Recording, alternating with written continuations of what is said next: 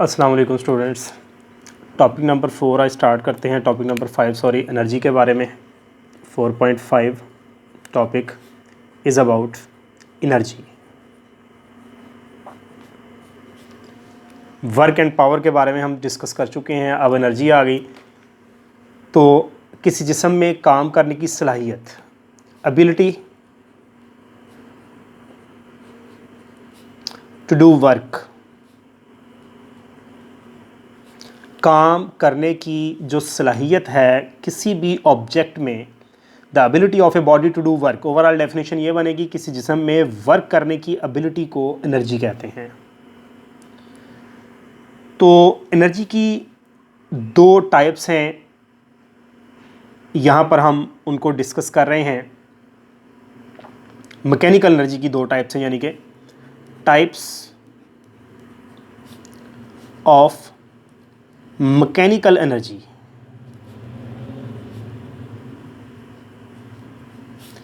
Mechanical energy की दो types हैं। एक टाइप जो है वो हमारे पास आती है काइनेटिक एनर्जी। सिंपल आप लोगों ने पढ़ी होगी पहले भी। दूसरी हमारे पास इसकी टाइप आती है जिसको हम कहते हैं पोटेंशियल एनर्जी।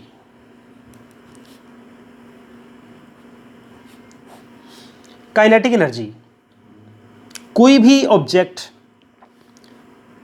उसमें उसकी मोशन की वजह से, उसके हरकत करने की वजह से जो एनर्जी मौजूद होती है उसे काइनेटिक एनर्जी बोलते हैं। काइनेटिक एनर्जी को शॉर्टली हम के ई से ज़ाहिर करते हैं और फार्मूला इसका 1/2 m इंटू वी स्केयर, ये इसका फार्मूला है।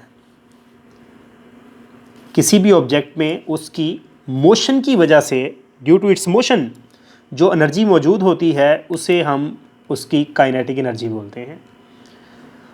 और किसी जिस्म में जो एनर्जी पाई जाती है ड्यू टू पोजीशन,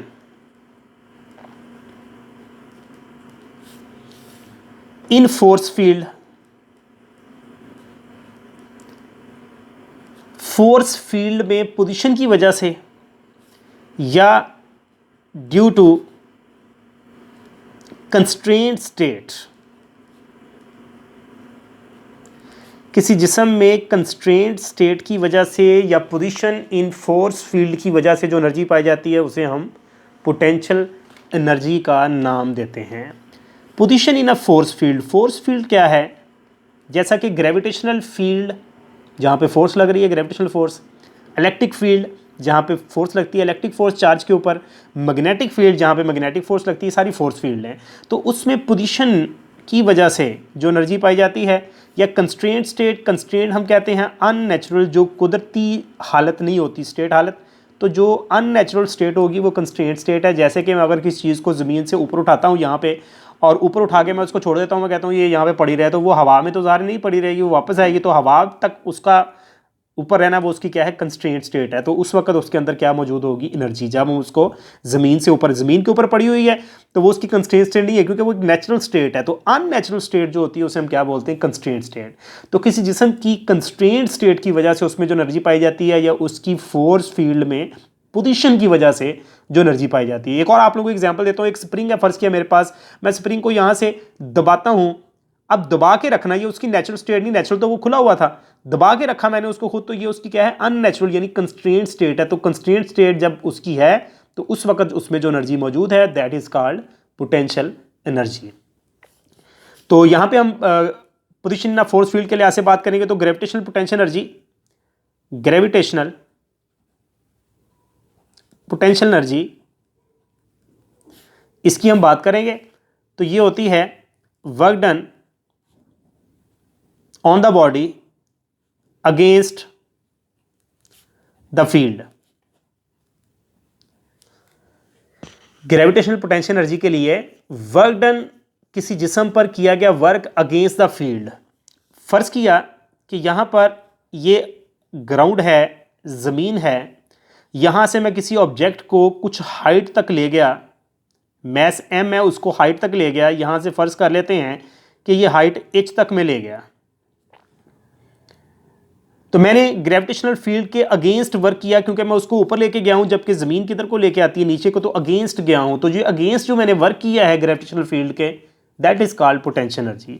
फार्मूला अगर मैं इसका ड्राइव करूंगा तो पोटेंशियल एनर्जी क्या मैंने कहा है कि वर्क डन के इक्वल है। वर्क क्या होता है? Force into distance, F into D. जबकि यहां पर फोर्स कौन सी है? ग्रेविटेशनल फोर्स की बात हो रही है, क्योंकि ग्रेविटेशनल फील्ड की बात कर रहा हूं।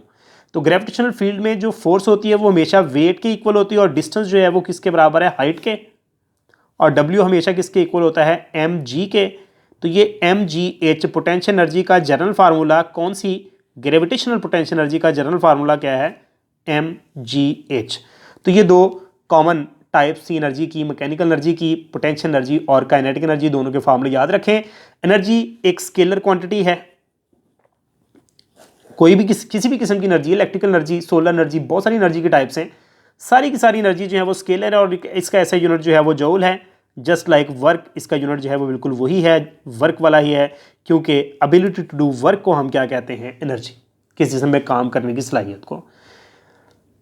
तो ये एनर्जी का इंट्रोडक्शन था। अब हम यहाँ पे एक टॉपिक करते हैं छोटा सा, work energy principal. Work energy principal.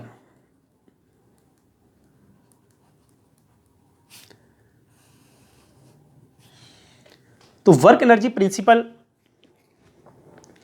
First इनका क्या है? वर्क और एनर्जी का आपस में ताल्लुक क्या है? रिलेशन भी कह सकते हैं, work energy relation, work energy का आपस में ताल्लुक क्या है?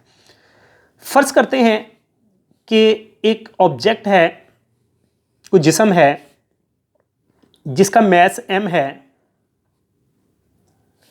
और वो मूव कर रहा है विद इनिशियल वेलोसिटी vi।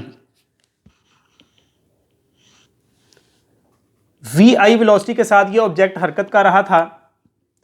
मैंने जिस तरफ को ये हरकत कर रहा था उसी तरफ मैंने उसके ऊपर फोर्स लगा दी। जिधर ऑब्जेक्ट जा रहा था उसी साइड पर फोर्स लगाई, तो फर्ज किया उसकी वेलोसिटी फोर्स लगाने से चेंज होकर vf हो गई। vi इनिशियल और vf फाइनल, और ये मैंने फोर्स लगाई over a distance d distance तक मैंने फोर्स लगाई, नहीं यहां से लेकर यहां तक मैंने फोर्स लगाई है। तो याद रखें कि इसके सेंटर से इसके सेंटर तक आप लोगों ने डिस्टेंस जो है वो बताना है, या इसके एंड से इसके एंड तक, या इसके स्टार्ट से इसके स्टार्ट तक जो है वो बताना होगा। तो मैंने d डिस्टेंस तक जो है इस ऑब्जेक्ट के ऊपर फोर्स लगाई। ऑब्जेक्ट हरकत कर रहा था, पहले ही हरकत कर रहा था इनिशियल वेलोसिटी vi से, मैंने उसी डायरेक्शन में उसके ऊपर फोर्स लगाई और उसकी वेलोसिटी चेंज होकर क्या हो गई? vf। तो मैंने फोर्स लगाई, वर्क के लिए फोर्स करना जरूरी है, फोर्स लगानी जरूरी होती है, लिहाजा वर्क किया मैंने, यानी फोर्स लगाई। By third equation 2as equal होता है vf square minus vi square. ये थर्ड इक्वेशन ऑफ मोशन हमने पढ़ी। डिस्टेंस को हमने यहां पर d का नाम दिया है, तो 2ad इक्वल आ गया vf square minus vi square. तो यहां से मैं d की वैल्यू निकाल लेता हूं, जितने डिस्टेंस तक मैंने फोर्स लगाई है, तो 2a जो मल्टीप्लाई हो रहा है इधर आके क्या हो जाएगा? डिवाइड। तो vf square minus vi square divided by 2a। ये डिस्टेंस, यानी जितने डिस्टेंस तक मैंने फोर्स अप्लाई की, ये वो डिस्टेंस आ गया। Now work done by the force is, जो वर्क हमने किया, तो वर्क का formula F into d. By Newton second law of motion force किसकी इक्वल होती है? ma into d. ये न्यूटन का सेकंड लॉ है कि F किसके बराबर होता है? हमेशा m ज़रब a के, Newton second law of motion. तो d की जगह पर आ गया vf square minus vi square divided by 2a। ये जो d की वैल्यू हमने निकाली थी यहां पे पुट की, a से कैंसिल हुआ, ये जो बटे में 2 है इसको मैं शुरू में लिख सकता हूं 1/2, ऐसे लिख सकता हूं, और साथ में ये m है, और ब्रैकेट में मेरे पास क्या आया? vf square minus vi square. अब नेक्स्ट स्टूडेंट, हम इसी हाफ m को इससे मल्टीप्लाई करें, तो half m vf square minus इसी को इससे मल्टीप्लाई करें, हाफ m vi स्क्वायर। तो अभी तो हमने पढ़ा है कि half mv square is called kinetic energy. So ये काइनेटिक एनर्जी का फार्मूला आया, ठीक है जी। तो ये काइनेटिक एनर्जी का फार्मूला है। कौन सी काइनेटिक एनर्जी का फार्मूला है? फाइनल काइनेटिक एनर्जी का फार्मूला है, क्योंकि vf है यहाँ पे, और ये भी काइनेटिक एनर्जी है, हाफ एम वी स्क्वायर ही है। तो ये किसका है, इनिशियल का, मतलब शुरू में जब उसकी काइनेटिक एनर्जी थी, क्योंकि यहाँ पे ऑब्जेक्ट हरकत कर रहा था, तो यहां पर उसकी जो काइनेटिक एनर्जी थी वो काइनेटिक एनर्जी आई थी, यहां पर जो उसकी एनर्जी थी वो काइनेटिक एनर्जी एफ थी। तो final kinetic energy minus initial kinetic energy. तो याद रखने वाली चीज ये है कि जब भी हम फाइनल वैल्यू में से माइनस करें इनिशियल वैल्यू तो उसे चेंज बोलते हैं, यानी डेल्टा से जाहिर करते हैं। तो ये क्या बना, चेंज इन काइनेटिक एनर्जी। जब भी फाइनल वैल्यू में से माइनस हो इनिशियल वैल्यू, यानी आखिरी वाली में से इब्तदाई वैल्यू माइनस हो, तो उसे डेल्टा यानी चेंज कहते हैं। सो वर्क डन, यानी हमने जो वर्क किया है उसके ऊपर फोर्स लगा के जिस्म पर, वो किसके बराबर आया, delta K E, which means change in kinetic energy. तो ये है वर्क और एनर्जी का आपस में ताल्लुक। ये किसी जिस्म के ऊपर किया गया वर्क बराबर किसके होता है, change in its kinetic energy. तो ये भी वो कह सकता है, prove that work done on a body is equal to change in kinetic energy of body.